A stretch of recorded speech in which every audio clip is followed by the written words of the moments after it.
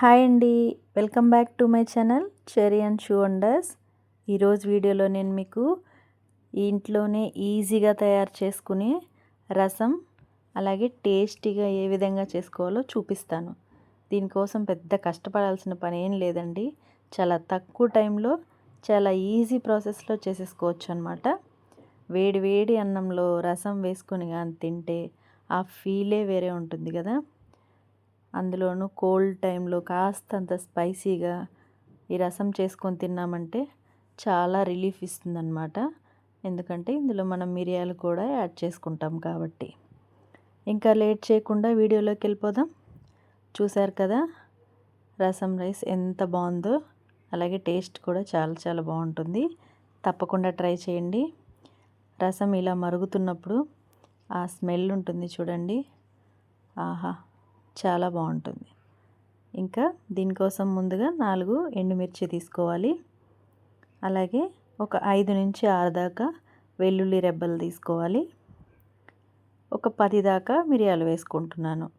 మీరు కావాలంటే కొంచెం తగ్గించుకోవచ్చు, మీకు అంత స్పైసీ ఇష్టం లేకపోతే.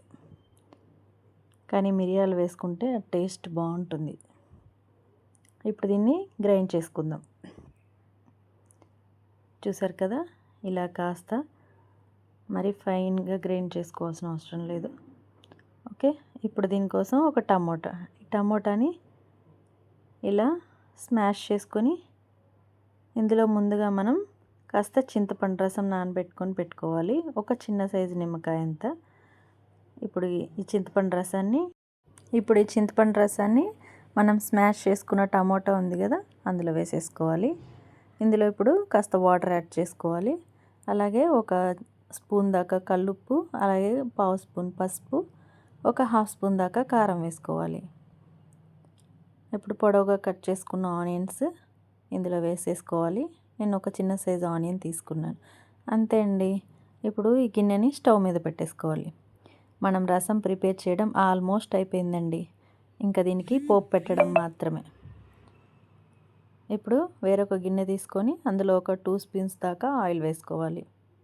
ఇందులో ఆవాలు, జీలకర్ర, పచ్చిశనగపప్పు, మినపప్పు వేసుకొని తర్వాత ఒక ఎండుమిర్చి, అలాగే ఒక 2 పచ్చిమిర్చి చీలికలు వేసుకోవాలి. కాస్త పచ్చి కరివేపాకు వేసుకోవాలి. మనం ముందుగా గ్రైండ్ చేసి పెట్టుకున్నాం కదా, ఇందులో ఆ పేస్ట్ ఇందులో వేసేసుకోవాలి. ఆ మసాలా ఇందులో వేసి కొద్దిగా అలా ఫ్రై చేసుకొని ఇప్పుడు ముందుగా మనం చేసుకున్న రసంలో వేసేసుకోవడమే. అంతే అండి, రసం సింపుల్గా అయిపోయింది కదా. దీనికి ఎక్కువ టైం కూడా ఏం పట్టదండి. వితిన్ మినిట్స్లో చేసేసుకోవచ్చు అన్నమాట. మీకు ఇష్టం ఉంటే ఈ స్టేజ్లో కాస్త బెల్లం యాడ్ చేసుకోండి, టేస్ట్ బాగుంటుంది. నేనైతే బెల్లం వేయట్లేదు, మాకు ఇష్టం ఉండదు కాబట్టి. చివరగా కొత్తిమీర వేసేసుకోవడమే. అంతే అండి, రసం తయారీ విధానం చూసేశారు కదా. మీకు కానీ వీడియో నచ్చితే please like and share, subscribe my channel. Thank you for watching.